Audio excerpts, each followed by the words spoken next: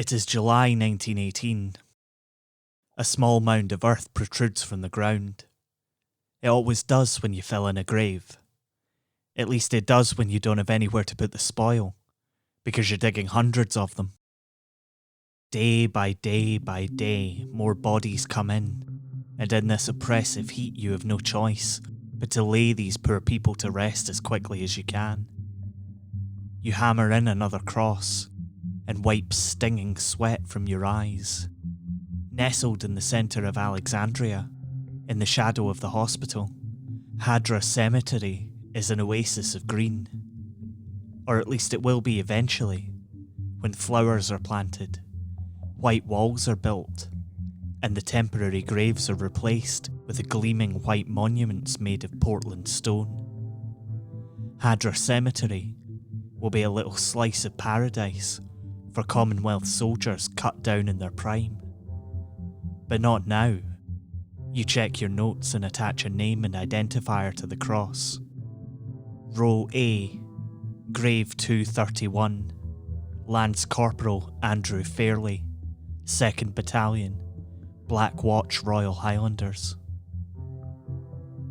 This is Scotland, a podcast about history and where we made it. I'm Michael Park. Andrew Fairley was my great-great-uncle. He died on 13th of July 1918 in hospital at Alexandria, just 4 months before the end of the First World War. He was 20 years old. He almost made it home. Records of his demise are sketchy at best, since 2/3 of First World War records were destroyed by a Luftwaffe bomb in 1940. Makes it kinda hard to know what killed him. There weren't many major engagements in the summer of 1918, but the toll of the war was telling on the forces stationed across the Middle East and North Africa, many of which would take their rest and recuperation, or be returned wounded to Alexandria. For Andrew's part, he could have been wounded in the action at Arsuf on June 8, 1918 and died in hospital. Andrew's battalion was part of the 21st Brigade, tasked with capturing the Two Sisters, 2 hills a mile from the Mediterranean, which were being used as an observation point by Turkish forces. They were subjected to 2 counterattacks, but pushed the Ottoman 7th Division back. The Turkish forces lost 127 men. 62 men from the 21st Brigade were killed. 110 were wounded. The action was mentioned in army dispatches, and if he was injured then he would likely have been taken out by troopship to the hospital at Alexandria. But there's another, more mundane explanation.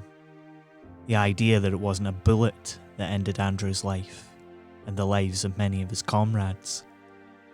There's every chance it was just dysentery, or some other disease, maybe even an early strain of the Spanish flu. Disease swept constantly through the beleaguered troops on every front. It was one of the realities of war. One of the realities that nobody wrote home about. His mother, who would have received a form letter from the War Office, was probably never told exactly what happened to her son. His name is listed on Ayer's cenotaph in Wellington Square, along with another of my uncles, Dominic Gunning, and hundreds of other young people who left home, unknowingly going to face the closest thing to hell on earth that anyone would ever see. Their memorials are scant consolation for lives unlived. The repatriation of those killed in action was banned in 1915, and the ban remained in place until long after the war was over, despite uproar among bereaved families, meaning that Andrew lies forever in Row A, Plot 231, of one of Alexandria's war cemeteries. The bereaved were able to choose the inscription on the graves, provided they were less than 66 characters. His mother requested, "He giveth his beloved sleep." This either comes from Psalm 127:2. It is vain for you to rise up early, to sit up late, to eat the bread of sorrows, for so he giveth his beloved sleep. Either that or an 1844 poem by Elizabeth Barrett Browning called The Sleep, which references the psalm and includes this prescient verse. What do we give to our beloved?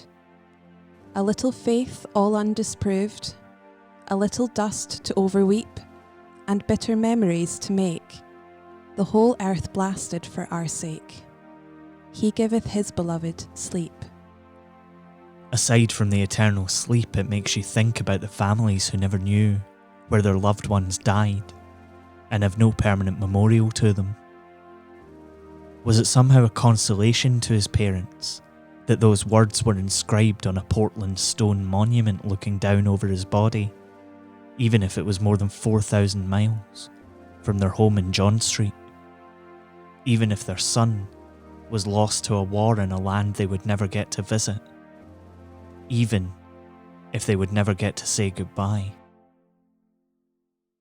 Remembrance, at least to me, is about more than just making nodding reference to these sacrifices made in the name of king and country and showing some appropriate amount of respect with some token gesture. As though millions of deaths on all sides in all wars are only worthy as part of some macabre celebration of mass slaughter. These things designed to strengthen populist politicians and sell newspapers to those among us, those sick people who think that we just don't kill each other enough anymore. Every one of the estimated 17 million people, many military personnel, many civilians who died during the First World War had their own lives, their own hopes, dreams, ambitions. Some they'd realised. Some, like Andrew, would never get to realise theirs. Some who came back home. And some who came back completely shattered by the things that they had seen. Every single one of them was a human being, and they all deserve their lives to mean more than being just another tally mark on the count of the dead. They deserve more than being someone's excuse to moan about people not wearing poppies on social media or on morning news shows. They deserve more than being used as a touchstone every time some trigger-happy politician wants to rush to war. There's no such thing as the glorious dead. There are only families torn apart, children left without their parents, friends left with an empty chair in the pub, towns and cities bereft of their populations. These people meant everything to those they left behind, and if those who bang the drum for military intervention every time they have the chance get their way, it could one day be your loved ones that leave you behind, because it surely won't be theirs. That those who do not learn from history are destined to repeat it might be a tired old adage. That doesn't make it any less true. Sleep, and my song shall build about your bed a paradise of dimness. You shall feel the folding of tired wings, and peace will dwell throned in your silence, and 1 hour shall hold summer, and midnight, an immensity lulled to forgetfulness. For where you dream, the stately gloom of foliage shall embower your slumbering thought with tapestries of blue, and there shall be no memory of the sky, nor sunlight with its cruelty of swords, but to your soul that sinks from deep to deep, through drowned and glimmering colour, time shall be only slow, rhythmic swaying, and your breath, and roses in the darkness, and my love. Slumber Song, Siegfried Sassoon.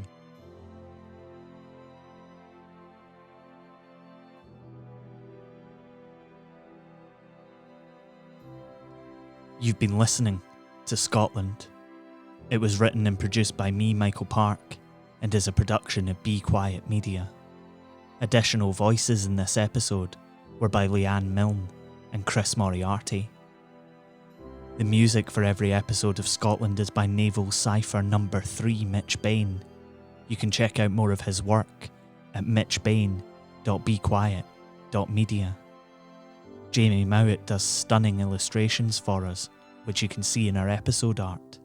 See more and buy prints at Tidlin, that's tidlin.com.